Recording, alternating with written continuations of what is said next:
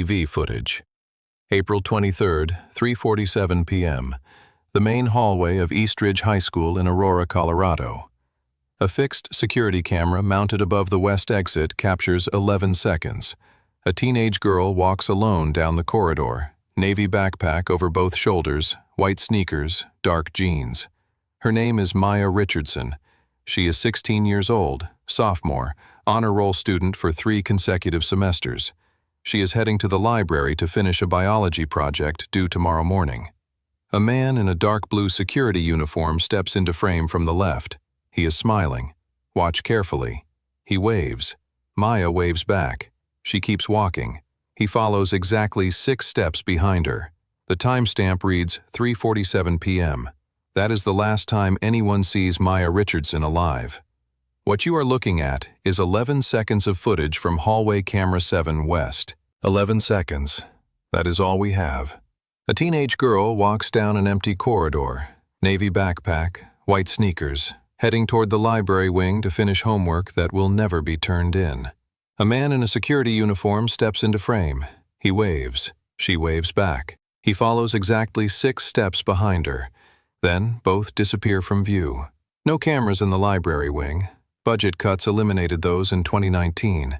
The maintenance corridor she disappeared into. No footage there either. Just this 11-second clip of a girl who trusted a badge, walking toward her own death. This is not about what happened in those 11 seconds. This is about what had been happening for 8 days before anyone noticed. What investigators found in Derek Morales' apartment 72 hours later will explain why he was always exactly 6 steps behind. Here is what everyone assumed at first. Runaway. Maya was a troubled teen, had an argument with her parents, chose to disappear. Start checking bus stations and homeless shelters. Accident. She got lost hiking the nearby trails, had a medical emergency, collapsed somewhere in the woods. Send, search, and rescue. The school believed Maya left campus voluntarily, maybe meeting a boyfriend nobody knew about. Teenage drama. She'll turn up. Parents believed she was studying late at a friend's house, phone died, lost track of time. She's responsible. She'll call. Police believed this was another teen dropout statistic, would return in 48 hours once reality set in. File the report, wait it out. Media reported, Aurora teen missing after leaving school. Wrong. Derek Morales, school security guard, veteran employee, trusted authority figure, had been documenting Maya's every movement since April 15th. 8 days of surveillance, 8 days of photographing her without her knowledge, 8 days of planning. Not random, not impulsive, calculated selection. 6:15 p.m. Maya doesn't arrive home from school. 6:45 p.m. Her mother calls Maya's phone 14 times, straight to voicemail. 7:30 p.m. Her father drives to the school, finds it locked, Maya's car still sitting in the student lot, abandoned. 8 p.m. Parents file a missing person report. 8:45 p.m. Police interview the school principal, request security footage. April 24th, 9 a.m. Investigators review footage, identify Derek Morales following Maya down hallway 7 west. 11:30 a.m. Derek doesn't show up for his shift, doesn't answer calls from the school. 2 p.m. Warrant issued for Derek's apartment. Meanwhile, Derek is 90 miles away, Maya still breathing. April 26th. Anonymous tip called into Aurora PD, voice, male, distorted. Check the storage unit off Highway 36, Unit 2847. Morales rented it. Police arrive at Easy Storage Facility, isolated industrial area, no witnesses, no traffic. Bolt cutters on the lock. Inside, Maya Richardson's body, wrapped in plastic tarp, discarded like garbage.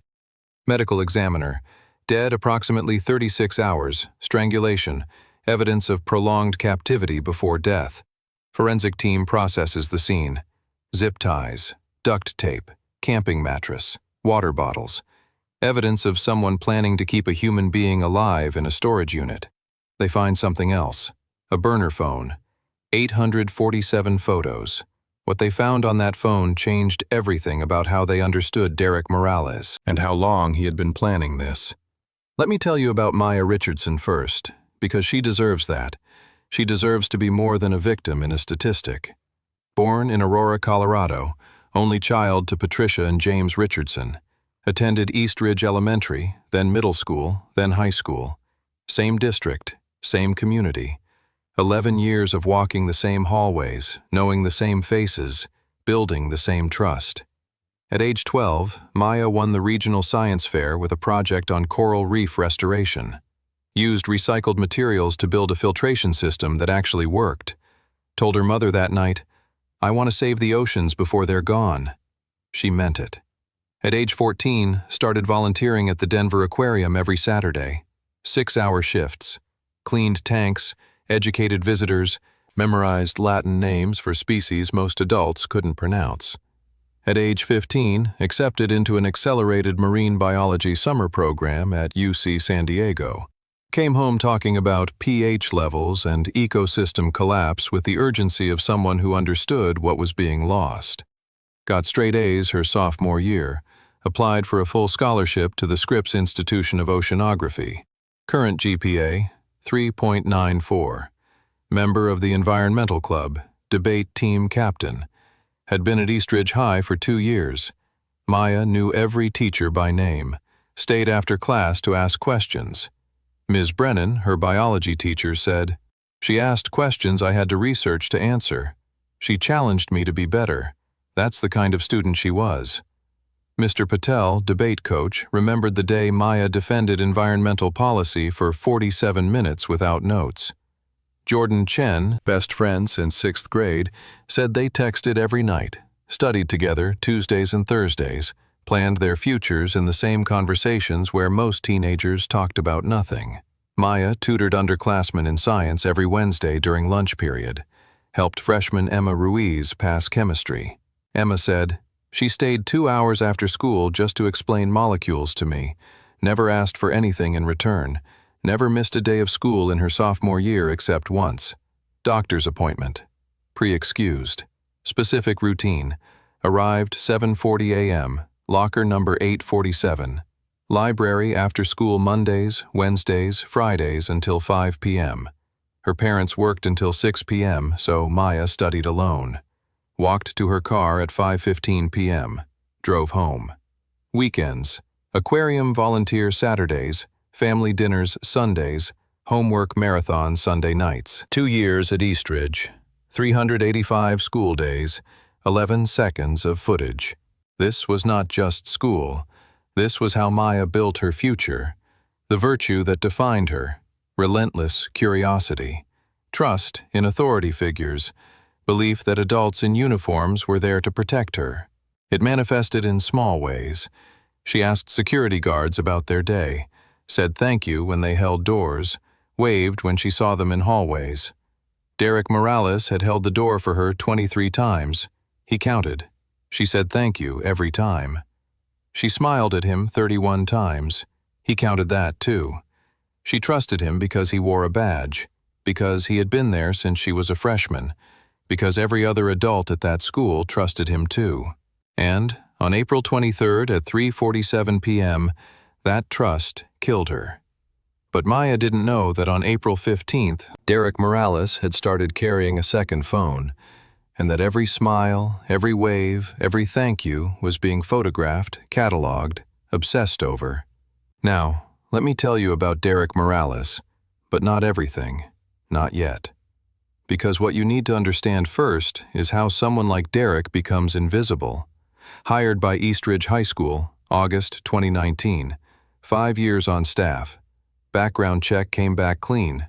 Military police, 6 years, honorable discharge. References were excellent. Former supervisor said, reliable, professional, vigilant.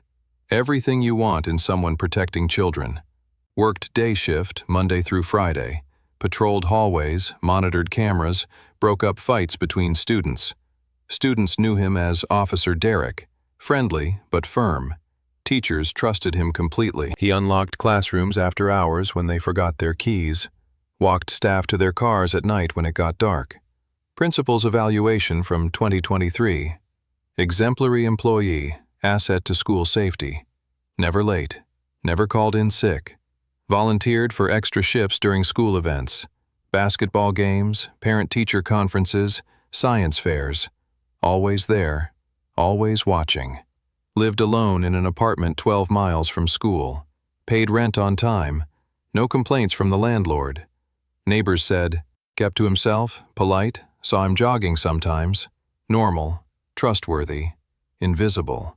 But here is what none of them knew.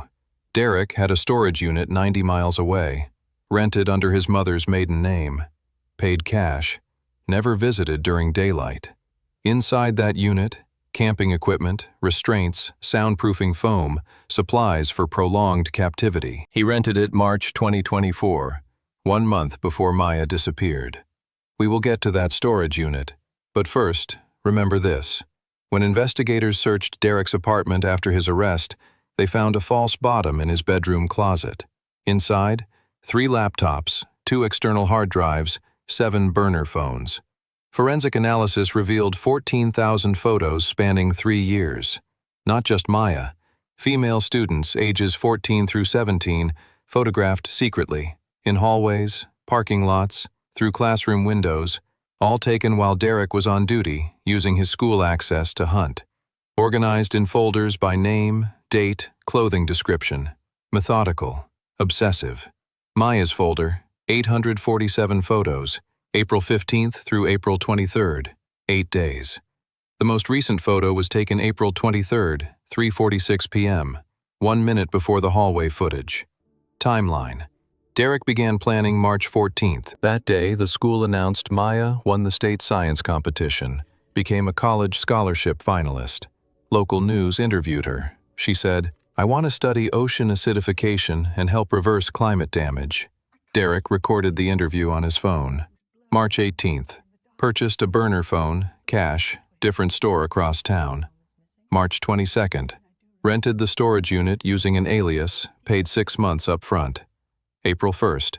Purchased zip ties, duct tape, camping mattress, water bottles at Walmart. Cash. No loyalty card, no trail. April 8th. Purchased a prepaid cell jammer online, cryptocurrency, shipped to a P.O. box. April 15th. Began photographing Maya obsessively, documented her routine, arrival time, locker location, class schedule, library visits, departure pattern.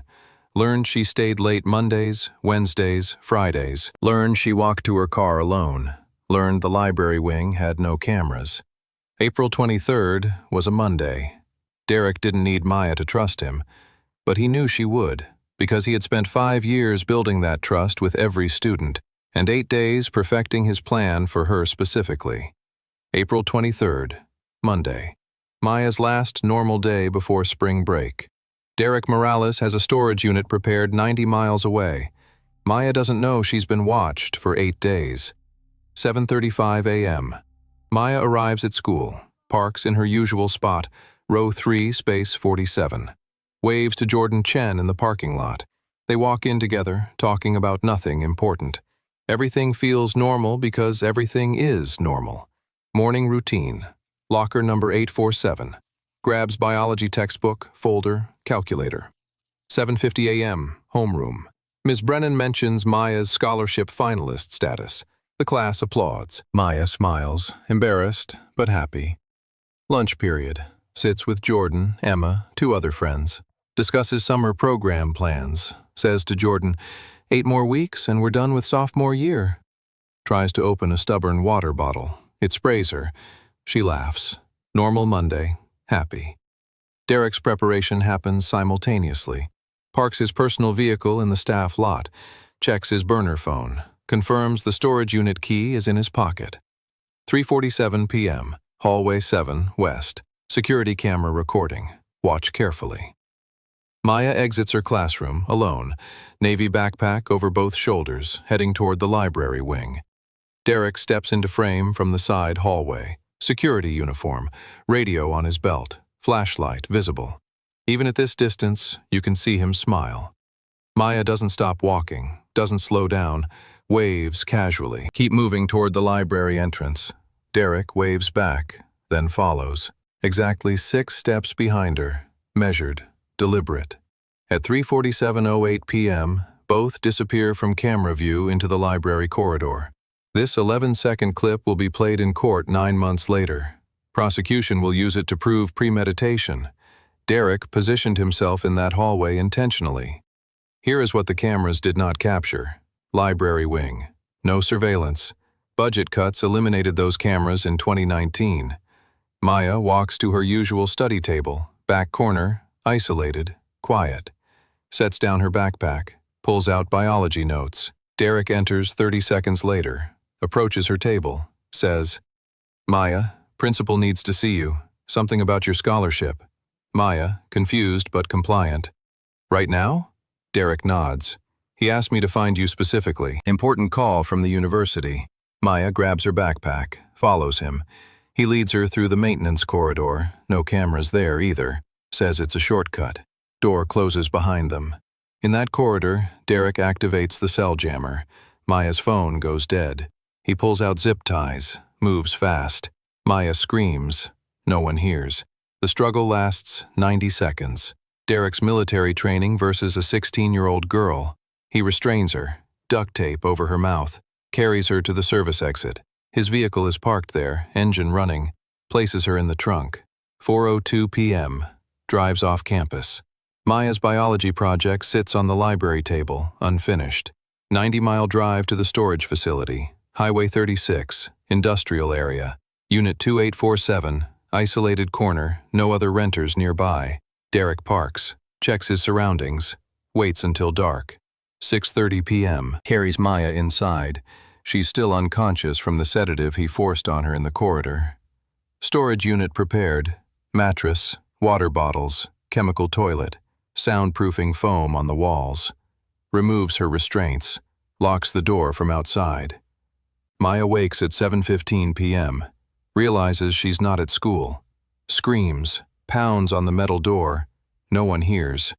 Derek doesn't return until morning. During those 12 hours, Maya's parents file a missing person report. Police begin searching. Derek goes home, showers, watches television, acts normal. Maya was alive in that storage unit for 52 hours. What Derek did during those 52 hours, what investigators found on the burner phone, what made forensic examiners request trauma counseling, I cannot describe in detail. What I can tell you is this: Maya fought, and Derek documented everything. 3 days passed. Derek Morales didn't show up for work April 24th, didn't answer calls, didn't respond to texts from principal. That's when investigators knew.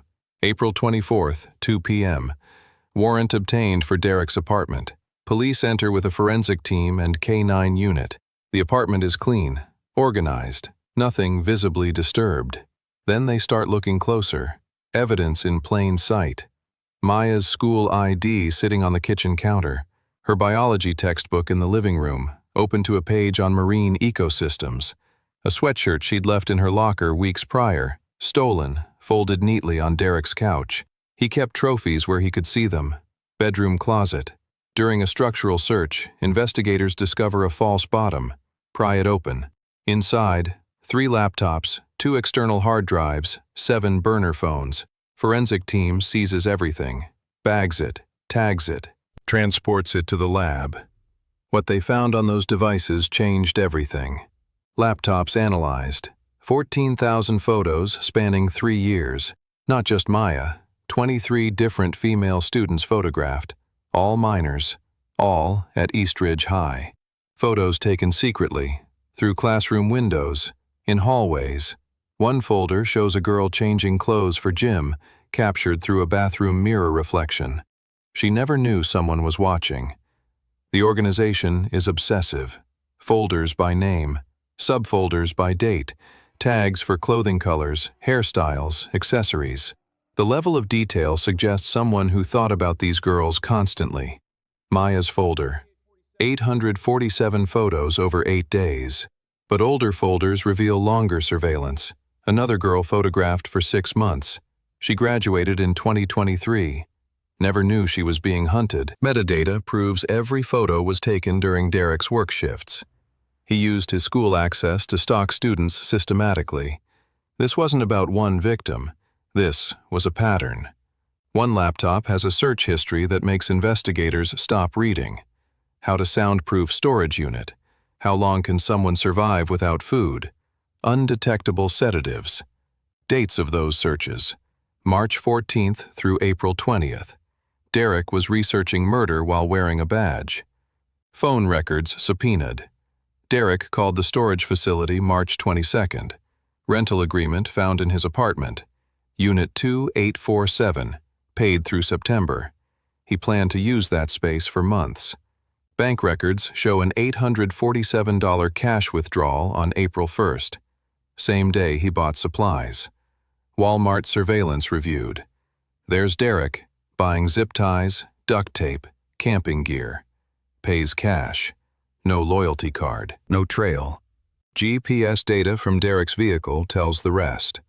Traveled to the storage facility 7 times between March 22nd and April 22nd. Never during work hours. Always late at night, when no one would notice. April 23rd. GPS. Left school at 4:05 p.m. Arrived at storage facility 6:18 p.m. Forensics examines his vehicle. Maya's hair fibers in the trunk. Her DNA on duct tape residue still stuck to the interior. Soil samples from the storage facility location match the trunk perfectly. Every piece of evidence points to the same conclusion. Premeditation. Planning. Predation. April 26th, 11:47 a.m. Anonymous call to police. Voice analysis later reveals it was Derek's former military buddy, horrified by what Derek confessed to him. The tip leads to storage unit 2847. Police find Maya's body. Also find the burner phone Derek used to photograph her captivity. 127 photos, 14 videos. Timeline reconstructed through forensic analysis. Maya was alive until April 25th, approximately 8 p.m. Strangled. Fought until the end. Defensive wounds on her hands. Broken fingernails from clawing at her attacker. Derek had left her body there. Planned to dispose of it later. Hadn't expected the tip. FBI takes over the investigation. Potential for additional victims in other states where Derek previously worked. Virginia. Texas. Overseas military base. The photo collection suggests this didn't start at Eastridge. Derek Morales was arrested April 26th, 6:34 p.m. at a motel 200 miles away. He didn't resist, didn't ask for a lawyer. He smiled at the arresting officers and said, "I knew you'd find her eventually. Did you see the photos? I got her perfect angles." April 29th, arrests. Derek Morales, 34, charged with first-degree murder, kidnapping of a minor, sexual exploitation of children, 23 counts. Pleads not guilty. January 2025, trial begins. Prosecution presents phone records showing Derek's coordination with himself via burner phones, calls between devices he controlled, messages he sent to himself to maintain timelines, bank records proving supply purchases, $847 cash withdrawal, zip ties, duct tape, camping equipment, GPS data tracking his movements to the storage facility, 7 trips between March 22nd and April 22nd, always late at night, always alone. Forensic evidence, Maya's DNA in his vehicle, her hair fibers in the trunk, defensive wounds on her hands proving she fought, the 11-second CCTV footage showing Derek following Maya down hallway 7 west, and the 847 photos from his collection. The jury watches the footage. 11 seconds, Maya walking. Derek following exactly 6 steps behind, both disappearing from view. Prosecution uses it to prove Derek selected Maya specifically, planned for weeks, used his authority to gain access to her. Not random, not impulsive. Predatory selection. Defense has no response. Day 3. Forensic examiner takes the stand, describes Maya's injuries respectfully, clinically, confirms the timeline investigators reconstructed. Maya was alive for 52 hours after abduction, evidence of prolonged suffering before death. Derek shows no emotion in court, sits perfectly still, watches the testimony like he's watching someone else's trial. Day 5. FBI agent testifies about the photo collection. 14,000 images, 23 victims, 3 years of documentation. In 17 years of investigating crimes against children, I have never seen this level of obsessive documentation, explains the folder organization. Metadata proving photos were taken during work shifts. The systematic nature of Derek's stalking, how he used school access to hunt students. Defense argues possession doesn't prove murder, that the photos could have been taken without criminal intent, that Derek never acted on his impulses until something snapped. Prosecution presents Derek's own photos. Maya in the storage unit. Timestamps matching the medical examiner's timeline exactly. 127 photos, 14 videos. Derek photographed his own crime, documented every moment of Maya's captivity, kept the evidence because he was proud of it. Day 7. Maya's parents testify. Patricia Richardson takes the stand, voice steady but broken. Maya wanted to save the oceans. She spent every Saturday volunteering at the aquarium. She was 16 years old. She trusted the man wearing a badge. James Richardson follows. We sent our daughter to school. That school hired a predator and gave him access to children for 5 years. 5 years. Jordan Chen, Maya's best friend since 6th grade. We were supposed to graduate together, go to college together. She was supposed to be my maid of honor someday. We planned it when we were 13. Emma Ruiz, the freshman Maya tutored. She helped me pass chemistry, stayed 2 hours after school just to explain molecules to me. I never got to say thank you. Ms. Brennan, biology teacher. Her voice cracks. I called security on April 23rd because Maya was acting strange in the library. The guard who responded was Derek. I handed my student to her killer. The courtroom is silent. Jury deliberates 3 hours. Guilty, all counts. March 2025. Sentencing. Derek Morales receives life without possibility of parole for the murder charge. Additional 483 years for 23 counts of sexual exploitation of children, kidnapping, and other charges. Judge's statement. You used your position of trust to hunt children. You documented their suffering. You will die in prison. Derek's response, smiles, says nothing. Court adjourns. Civil lawsuit pending. Richardson family suing East Ridge School District for $8.7 million. The district settles out of court within 2 months, admits negligence in hiring and supervision, admits they missed warning signs, admits they failed Maya. Justice was served. Derek Morales will never walk free. But here is what the conviction cannot fix. Patricia Richardson gave one interview after the trial. Just one. She said she thinks about April 23rd constantly. Thinks about the morning, Maya laughing when the water bottle sprayed her. Thinks about saying, "Have a good day," as Maya left for school. Normal words. The last words. Thinks about the 11 seconds of footage. I've watched it 300 times, trying to see if Maya looked scared, if she hesitated, if there was any sign. There wasn't, because Derek spent 5 years teaching her to trust him. Patricia said the hardest part is not the grief. The hardest part is knowing Maya did everything right. She was polite, respectful, trusted authority, all the things we teach children to be. And that's exactly what got her killed. James Richardson said he drives past East Ridge High every day for work. Can't take a different route. Has tried. I see that building, and I see the place that promised to keep her safe and handed her to a predator. The FBI investigation expanded after Derek's conviction. He worked at 3 other schools before East Ridge: Virginia, 2013 through 2015, Texas, 2015 through 2017, Military Base School overseas, 2009 through 2012. The 14,000 photos suggest victims across multiple states, multiple years, multiple communities that trusted him. Only Maya's case resulted in murder charges because only Maya's case had physical evidence. A body, a storage unit, GPS data, forensics.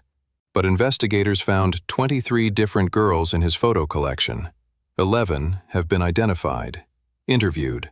All confirmed Derek had access to them, photographed them without their knowledge, used his authority to get close. 12 remain unidentified. Were there others? Girls who disappeared from those schools and their cases went cold? Virginia, 2014. Female student reported missing. Never found. Derek worked there. Texas, 2016. Similar case. Derek worked there too. FBI is reviewing both cases. No conclusive evidence linking Derek. But the timeline fits. The access fits. The pattern fits. Derek refuses to cooperate. Refuses to answer questions about other potential victims. Sits in prison, silent, smiling. Eastridge High School overhauled security procedures after Maya's death. All security personnel now require annual background checks, random device checks for personal phones and cameras on school property. Cameras installed in every hallway, library wing, maintenance corridors. Two-person rule implemented. No staff member alone with a student in an unsupervised area. Anonymous reporting system for students to flag uncomfortable interactions. These are good changes. They might save lives, but here is what they cannot change. Derek passed background checks for 5 years. No criminal record, no red flags. Exemplary employee evaluations. Perfect facade. Protocols don't stop someone who knows how to appear normal. Maya's locker, number 847, has been retired, turned into a memorial. Students leave flowers, notes, photos of Maya smiling. Jordan Chen visits every day before class, touches the locker door, whispers something no one else can hear. The Environmental Club renamed itself the Maya Richardson Ocean Conservation Society, raises money for marine biology scholarships, keeps her dream alive in the only way they can. Ms. Brennan, Maya's biology teacher, quit teaching after the trial. I can't walk those hallways. I called security on my student, and the guard was the monster. She took a job at a university, teaches future teachers about recognizing predatory behavior, turns her guilt into protection for students she'll never meet. This is what 11 seconds of CCTV captured. This is what 8 days of stalking by a trusted authority cost a family. If you are a student, I need you to understand something. Maya did nothing wrong. She was polite, respectful, trusting of adults in uniforms. Every signal said Derek was safe. He had a badge, worked there 5 years. Teachers trusted him. Parents trusted him. But predators don't look dangerous. That's how they survive.